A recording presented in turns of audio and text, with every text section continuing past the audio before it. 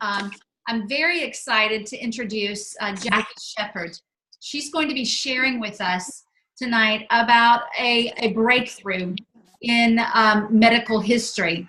And we are going to be talking about many things tonight, but I'm going to just share a little bit about Jackie first. She's a wife and a mom and a grandmother. I have had the privilege of working with her now for almost 3 years. Jackie has 50 years of experience in brain health research. Started very many years ago. Started when she was 10. Yeah, she was 10. Jackie has started schools, and she has also was a principal of a school that focused on special needs teens. She'll share more of that. And she and her husband have traveled the world, and they have a heart to help those that are wherever they are in life. And her passion is to help people get well. And so I'm very excited to turn it over to Jackie Sheppard and let her start sharing this wonderful knowledge with us. Thank you, Christy. And do you have it on record? I do. Wonderful. Where I wanted to start tonight is I want to talk for just a minute on how much we've seen the world change. When I'm looking at your pictures, I see some of you are quite young.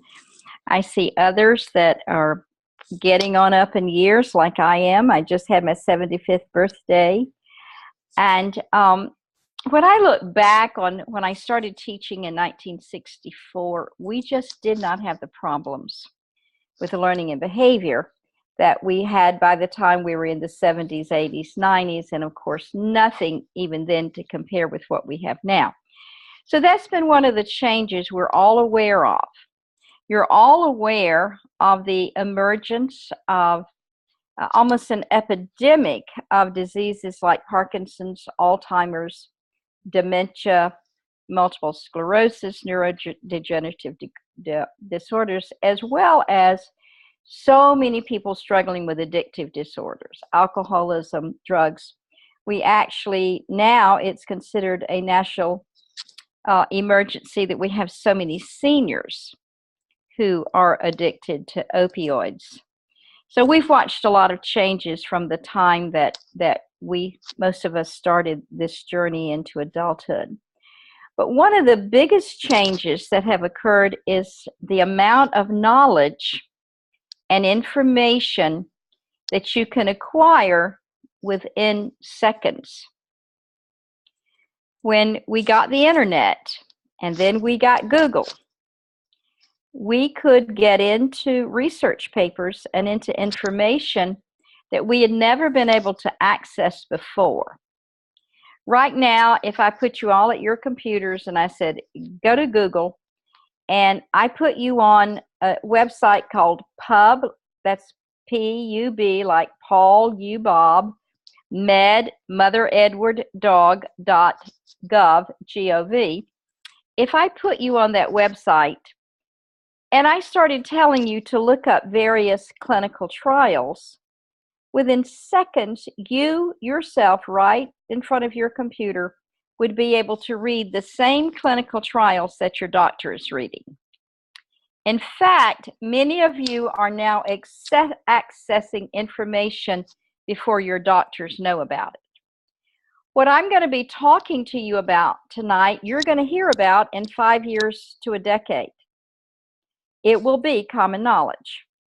Just like when we got antibiotics, people didn't know what antibiotics were. And then everybody was talking about antioxidants and antibiotics and all of these new health terms that have come about in the last 60 or 70 years.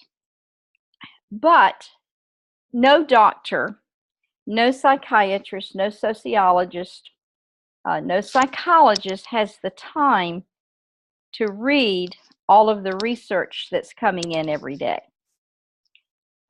David and Christy and I spend a lot of time on PubMed.gov, and every time we get on there's so many new clinical trials. They're coming from all over the world. And in order to have a clinical trial on this particular website, PubMed.gov, which is the National Medical Library and the National Institute of Health, a university has to have 3 peer reviews. So let's say they submit it, and let's say the University of Alabama does a clinical trial. And then let's say that University of Oklahoma repeats that trial. They have to get exactly the same results, no deviation. And then let's say that Vanderbilt University Hospital repeats that trial. If all 3 of them get exactly the same information from their trial, it can be submitted to PubMed.gov. But then of the thousands and thousands and thousands of clinical trials that are submitted, only about 2% are selected for publication.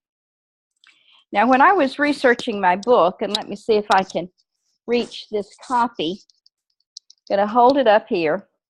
When I was researching Silent Takeover, How the Body Hijacks the Mind, I was not only reading clinical trials on PubMed, but I was reading clinical trials from other sites because I wanted the very latest information that I could get on how the body hijacks the mind. I had begun to suspect in the 80s, I was a counselor as well as an educator, when people would come to me for counseling and I would listen. I had a lot of questions that I asked them, but I began to know that many times when they came to me, their problem had not started in their mind. It was not a psychological problem. In other words, there was a malfunction in their body, just like we were discussing a little bit earlier. So this malfunction in the body began to, as it began to increasingly change the cells in the body, it eventually led to, maybe it began to lead first of all to obsessive thinking, and then maybe it led to depression, and then a lot of times people will go for treatment of depression, and sometimes the medications that they're given can go ahead and cause such a disruption in the brain chemistry that years later they're diagnosed bipolar. So when we go back and unravel some of that, as I do in my book, we find out that, of course, bipolar was formerly called chemically imbalanced and then formerly called manic depression. And back in the early part of the 20th century, the major treatment was lithium. Lithium is a trace mineral. All of us should get enough lithium from our food and our water that we're not manic depressive. So with that information, okay, this is just a trace mineral. Why would some people not, if they're given the same foods, why would they have a deficiency in lithium? Well, that led us, those of us who were scratching our heads going, what's happening here? What are we seeing? We began to deduct, well, it has to be that their gut is not absorbing lithium like the next person's. So that led to a lot of research and a lot of unraveling about the gut. Now it's common knowledge, isn't it? You're hearing all the time about the gut-brain connection. And for so many years, if I was counseling a person with an emotional disorder, it didn't matter if it was schizophrenia, depression, OCD, it didn't matter. When I would get down to the question, there was one question on my questionnaire that said, do you have, we didn't used to use the word gut in the South. That was not a word, so we called them digestive issues. And do you have digestive issues? And there's never a time I remember that answer wasn't yes. And so then I would have to very gracefully, with my Southern language, find out what we commonly talk about now. Do you have irritable bowel syndrome, or do you have problems with constipation? And I got where I could almost predict what they were going to tell me. Well, we didn't know at the time what we know now. More serotonin is made in the gut than any other place in the body. So if your gut is in a mess, it doesn't matter if your problems are irregularity or irritable bowel, it's the same thing. You're not going to be able to produce adequate serotonin to make you get up in the morning and feel like the world's a wonderful place. So it has been so rewarding to me to be able to help people understand they didn't have a psychological problem. And in the church, it's been wonderful for me to explain to them, you didn't have a sin problem. It was not a lack of forgiveness, it was your gut. Now, can a lack of forgiveness affect your gut? Of course. But when I was working on Silent Takeover, How the Body Hijacks the Mind, I intentionally wanted to talk about what's wrong in the body. I was led into this research by a research pediatrician who asked me one day, what did I think was wrong with these kids that had ADD, ADHD, and autism? Did I think there were better diagnoses, or did I think we had more children with those disorders? I said, no, we have more children with these disorders. So he said, well, Ms. Sheppard is a teacher, what do you think it is? And I said, Dr. Murray, I think there's something wrong in their bodies that affects their minds. And he said, I do too. And then he said, will you help me? Now, how is a humble little teacher going to help a research physician? He actually needed test animals. And even though my field was teaching high school students at that particular time, I had a tutorial program for elementary school kids who were having problems learning to read. And so we began working together with the parents who would take their children to him. We did metabolic testing. We would test for vitamin and mineral deficiencies. And sometimes the mineral deficiency was lithium. A lot of times there was a mineral deficiency with zinc. Now again, every person in America should have a plenteous amount of zinc. But if you're not absorbing zinc, if you're eating things with zinc and it's going right through your body, you're going to be deficient in zinc. So he would tell the mother, okay, go to the drugstore, go somewhere. We didn't have health food stores on every corner in the 80s. And he would say, buy a bottle that has 40 milligrams of zinc and start giving it to your child every day. Well, when we would test them, maybe 60 days, 90 days later, and I could tell teaching them, I definitely saw improvements. But as their zinc went up, their copper level came down. Then we'd have to add copper. You see, you don't want to give a multivitamin. Now follow this carefully. You don't want to give a multivitamin to a person who already has too much zinc or too much copper. Are you following me? So we didn't do the shotgun approach. It was very selective. Whatever that deficiency was on that blood test is what the child got. But the problem was we were always having a handful of vitamins and minerals they had to take. Instead of taking one a day, they were taking 6 or 8 to balance them, and we could not keep them balanced. We were also testing amino acids. Now, if you remember from school, you eat your food, the food has amino acids, produces amino acids. These amino acids are your precursors for your neurotransmitters. And if you're like, okay, I forgot what neurotransmitters are, these are the chemicals in your brain that really make you who you are.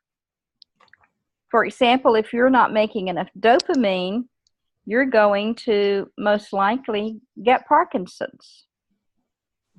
If you have too much dopamine, you may be ADHD. So it's actually these chemicals up here in your brain that when they're working balanced and properly, you have a well-balanced functioning mind. But when you don't, and it's not a choice anyone makes. So if you know someone that's suffering with mental illness, emotional illness, even addictive disorder, we're going to talk about that in a minute, or ADD, ADHD, or autism, they didn't make a choice. This has nothing to do with any thinking or psychological thing they did. So you go tell them tomorrow I said so. It bothers me intently that they've carried this weight of guilt and shame. Instead, something was wrong with their body. So with what we're going to sort of shift to now that I hope that we have established that a vitamin, a mineral, an amino acid malfunction, you see, we couldn't test neurotransmitters years ago. We couldn't put a needle in and test neurotransmitters. Now we can test neurotransmitters in a 24-hour urine test. We can tell if a person's not making too much serotonin or if they're not making enough dopamine. We can tell if their GABA is too low or their glutamate's too high.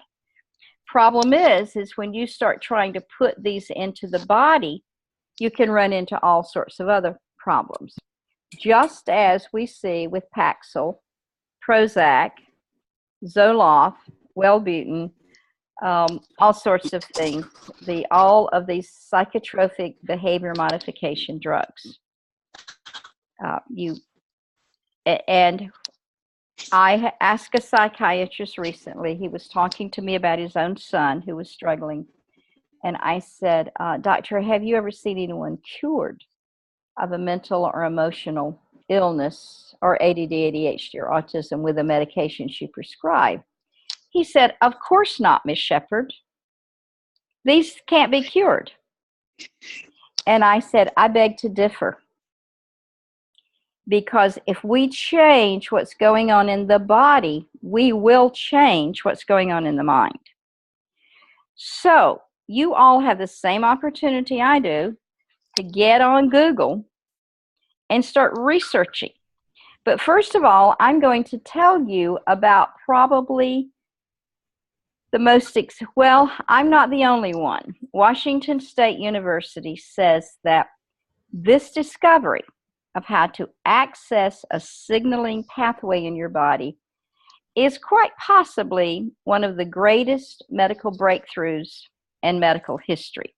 So, Christy, how about bringing up that little Nrf2 diagram for me? Now, in the 50s, it was discovered that cells communicate with cells.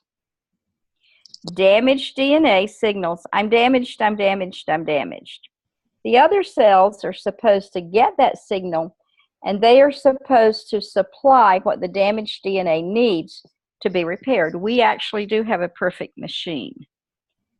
However, if that signaling is weak and it's not happening, the cellular repair will not occur the way it is intended to do. Let's do the Nrf2, Christy. And so what happens is that when the cells are not communicating, I'm damaged, and the other cells are coming, we have a breakdown in cellular repair. In the 1990s, a Japanese scientist began to research how does this work in the body, and he determined with a lot of research that was actually between the plasma and the cells, there was a protein transcription factor that did the signaling, and that the strength of that activation determined the repair. Were you able to find that little Nrf2, Christy? She's going to share screen and let me talk you through it.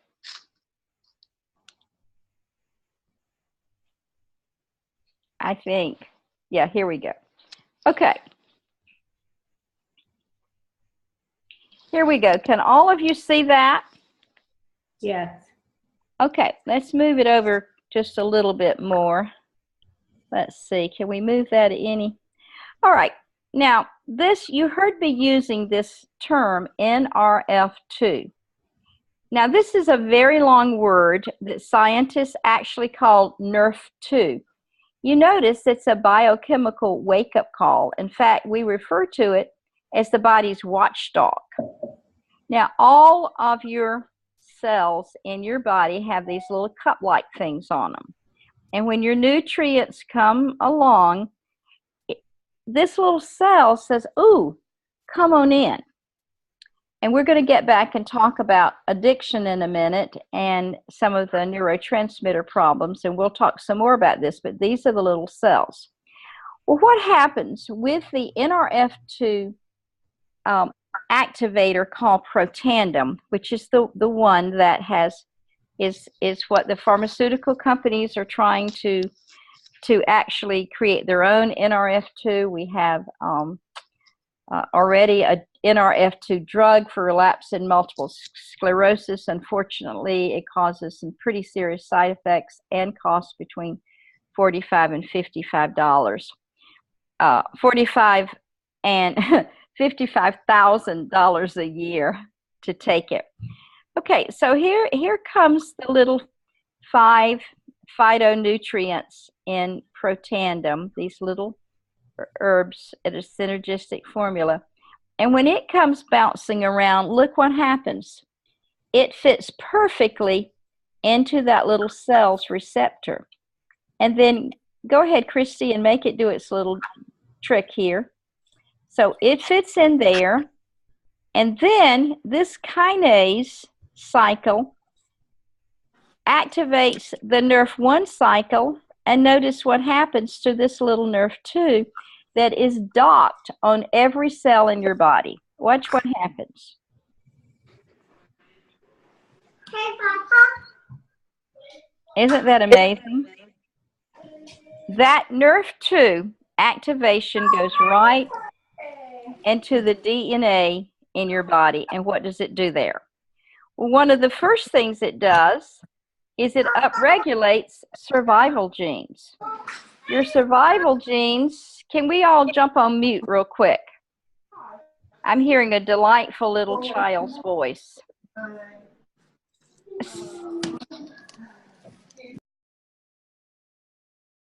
And we'll unmute you in just a little while. So when the Nrf2 gets right in that DNA, it begins to upregulate survival genes. Now, your survival genes have a job to do, and that is to keep you alive, but it's also to keep you well. So it's going to upregulate between 3,000 and over 6,000 survival genes. But the other important thing it does is you'll notice over here that it's the master regulator of antioxidant expression. Just keep that in mind, even if you're thinking, whatever is she talking about, I'm going to clear it up for you. And notice that it has the function of regulating the genome. So what is this actually going to do? It's going to fix stuff that's broken. And it doesn't matter which cell it's broken in. You can go ahead, Christy, we'll come back to the other one in just a minute. It doesn't matter where that cell is that's broken. It could be in your brain, your liver, your kidneys, it won't matter. This Nrf2 activation will begin trying to correct it. Now, Christy, show me that other little Nrf2 slide for just a minute. And then I'm going to put this together real quickly for you. We're going to do our best. See if I knew how to do this stuff, but I don't. Okay. Let's see if we can get that. All right. This is another one showing the human cell and the DNA, and this Nrf2 activator, again, is going to go right in that little cup. This one doesn't move around, does it, Christy? Now, see this little Nrf2, it's docked. It does. Every cell in your body has Nrf2. Now, the Medical College of Georgia says if you can activate Nrf2, you can improve Parkinson's. There are 23 studies on PubMed.gov explaining how Protandim activates this Nrf2 response in your body, improving heart disease, cancers that grow tumors, preventing scar tissue, on and on and on. But the ones that are the most exciting to me is a study that says, you can go back to full screen, Christy, that Nrf2 activation causes your body to make more antioxidant enzymes. Now, why is that so important? When you are a child, you will make a self-regulating amount of antioxidant enzymes. But if you have ADD, ADHD, or autism, you won't, or any childhood disease. You will not make enough antioxidant enzymes. Now, one of the most important, actually the most important of those antioxidant enzymes is an enzyme called glutathione. In 2011, Dr. Martha Herbert, who is most likely the leading physician researcher in the United States, maybe in the world. She's at Harvard. She's a physician as well as a scientist and researcher. She said in the summer of 2011 that she is now convinced that low production of this enzyme, glutathione, is the link to ADD, ADHD, and autism. She says, in fact, I'm so convinced I'm going to get a glutathione t-shirt. So what's the significance of that? Well, when you test people with bipolar, depression, schizophrenia, ADD, ADHD, autism, Parkinson's, MS,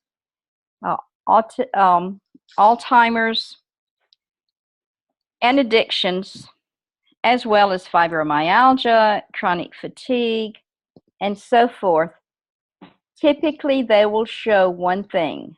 They're going to show several things, but one of the major things is low production of glutathione. They're simply not making enough. Geneticists are saying now that over half of Americans are not making enough glutathione. They're saying that half of us are predisposed to not making enough glutathione. So when we were a child, maybe we had enough, but since everyone declines 10% every decade, by the time people hit their 30s, 40s, 50s, and 60s, they are 30, 40, 60% low in the production of glutathione. A child with ADD, ADHD, autism, or anyone with a mental or emotional disorder, their decline would have started much earlier. Now, if you want to check my research, you can get my book off of Amazon and look at all the footnotes. And I only touched literally the hem of the garment on it. So how does Protandim, this Nrf2 activation, how does it increase your production of glutathione? Clinical trials, which you can read on PubMed.gov, says that by activating the Nrf2 pathway, the body gets the signal. The cells actually get the signal. This cell needs more glutathione, and thus, body make more glutathione. Now, every cell in your body has to have glutathione, and every cell in your body makes it. But the organ that uses the most is the brain. Clinical trials on Protandim, the Nrf2 activator, the nutraceutical phytonutrient that we've been talking about, and clinical trials will increase the body's production of the body's own glutathione by threefold, by 300%. Now, taking glutathione, we've known about deficiencies in glutathione, so they tried to create oral glutathione injections as well as IVs. Problem is that when you try to put glutathione into your body, even as an IV, we have lotions with glutathione in it for autistic children trying to get it in their body. The body will digest it. You don't want to take glutathione. You want to activate your body or your child's body to make more glutathione. That's how we're designed. And at the same time, this Nrf2 activation in your body will cause free radicals in your body. After this presentation, you can look up the word free radical. It will cause free radicals, which the accumulation of free radicals is called oxidative stress, to begin to decline. After 30 days of taking this, the oxidative stress in your body will have declined an average of 40% in 120 days. Tests indicate that could be as high as 70%. So, how did I find out about this? And then we're going to come back and talk about addictions. I found out about it because I had 45 years of research. I was seeing a chiropractor for a very bad back. She knew that I was working on a book on ADD, ADHD, and autism. We talked about it every time I got to the office. She had 2 little boys. She wanted to ask me questions. She called me one morning and said, Mrs. Sheppard, University of Colorado has developed a nutraceutical that's in research at one of the universities for ADD, ADHD, and autism. They're having promising results. Can you come to the office? And I said, I'm on my way. She said, I have the investigative report. Can you come to the office? If you've had 45 years of research, you want to go see, could this be a new development? You'll be able to watch that. I'll have Christy and David to give you a link so that you can watch it. I saw it. I saw that one little pill that had 5 herbs, synergistic formula, was able to do things that we had thought impossible. Maybe we didn't think it was impossible. Maybe we just knew nothing was doing it. There was not an answer. And so I started taking it. I was also suffering from short-term memory loss. Now, 2 things. When you have a bad back injury and you've had 5 years of debilitating pain, you have high oxidative stress. You have accumulation of free radicals at that injury. You need superoxide dismutase to reduce the inflammation and the swelling. When that happens, that little trapped nerve can go ahead and do what it was designed to do, so the pain goes away. At least it did for me. But I had low production of glutathione. Now, did I know it? Absolutely not. I didn't know it. However, in 6 months, when my brain began to start operating back like it did when I was 40, I began to jump into the research and try to figure out what was going on. At the same time, the moms that I was calling and telling them, put Josh on this put him on this nutraceutical. It's not going to hurt him. No side effects. Only costs $40. Bottle of 30. Call me. Let me know what happens. So I had moms calling me, and I had grown adults calling me because most of my kids that I taught were grown, and they were like, Miss Sheppard, this is amazing. My brain fog's gone. I can think clearly. I'm working right now with a young woman in her 40s. I've known her since she was 7 or 8. She just started taking this. She called me. She said, my brain fog is gone, and I'm happier. I explained to her it was the increase in glutathione. So this is the reason that we want everyone to know about this.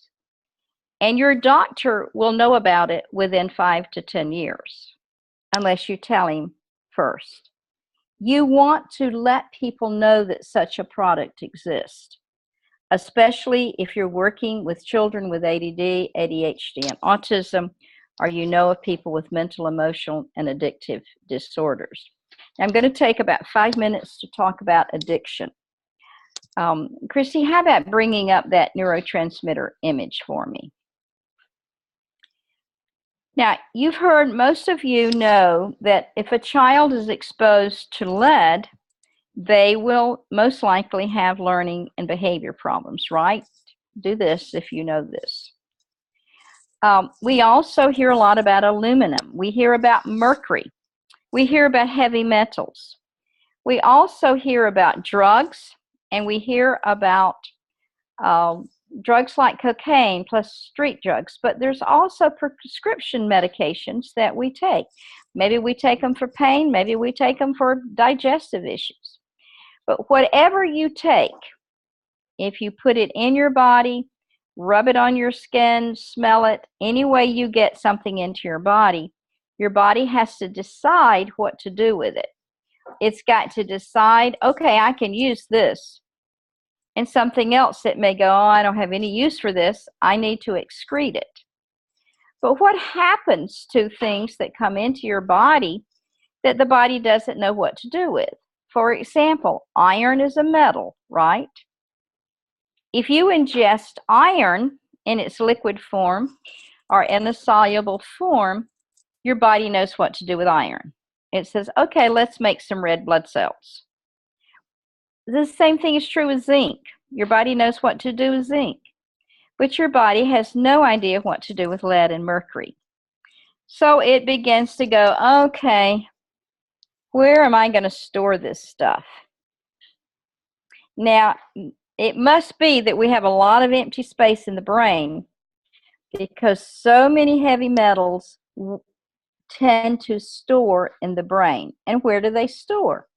Well, they store right here. Remember those little cups? I told you that all of these little cells, everything in your body has little cell receptors. So over here, we have these little vesicles. Maybe they've got serotonin stored. Maybe they have dopamine. Maybe they have glutamate. Maybe they have GABA. But they're stored over here. And so they get a command. They get the response, okay, drop your serotonin. Body got to have some serotonin. And you notice that this little serotonin was able to fit. This little serotonin was able to fit. Sounds like I'm doing the Three Little Pigs. This one, however, was blocked. Now, what was it blocked with? It can be blocked with way too many things. So when it's blocked, what happens to this serotonin? It can't. It bounces. And then it's trying to go back and do a reuptake. That's what these medications do. Well, it gets over here and it's blocked here. And so this little serotonin's trying to go back because it's got to go in a receptor. So what happens if you have a lot of these blocked? You're going to have a problem with serotonin.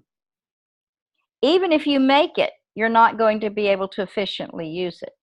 That is true of all of your neurotransmitters. But your foundational neurotransmitter is glutamate. If you look it up, I want you to get on the computer when you get off. I want you guys to stay up for 3 to 6 hours tonight checking to make sure what I told you is exactly right. When your glutamate receptors are blocked, which they can be blocked with all sorts of things, including sugar. Sugar can help block them. You don't have enough, you won't be able to have a balance of GABA. Now, if your glutamate is too high, and these things are bouncing over here, it can't fit into receptors, the child will tend to be ADHD. We say that your glutamate makes you think, oh, I can jump off this cliff on my motorcycle and land on the other side. Now, the GABA in the brain, what its job is as a neurotransmitter is it goes, don't be stupid. So when we're working with these children and they are extreme risk takers, we tend to have some adrenal glands that aren't functioning properly, but we also have glutamate receptors that are blocked. When someone is producing too much GABA, they may be ADHD. Or an inefficiency of glutamate and GABA can have the ADD, ADHD child, and especially the autistic child. So what do? Let's say that we've got a lot of these receptors for glutamate. Let's say they're blocked. Well, if you have enough glutathione, guess what will happen? If you have sore muscles, you have a buildup of lactic acid, right? You work out or something, you work in the garden, you're so sore you can't move the next day, and it's lactic acid. Well, it's your glutathione that gets rid of lactic acid. The second stage of liver detoxification, you have to have glutathione for that. Same thing for your kidneys. But the organ that uses the most, as I told you, is the brain. And what does it do in the brain? It has the most amazing ability to go in here and bond with whatever this is blocking and it begins to lift it out, where it then puts it in contact with another enzyme, catalase, which does a beautiful thing. It converts it to a liquid that your brain, when you're sleeping at night, the cerebral spinal fluid can get that out of your body. You have to go to sleep every night so that your cells can repair. So what happens to an addict? Let's say that his receptors have been blocked with nicotine or cocaine or any sorts of drug. Maybe they've been blocked with Ritalin. Maybe they've been blocked with Adderall. We don't know what all's blocked.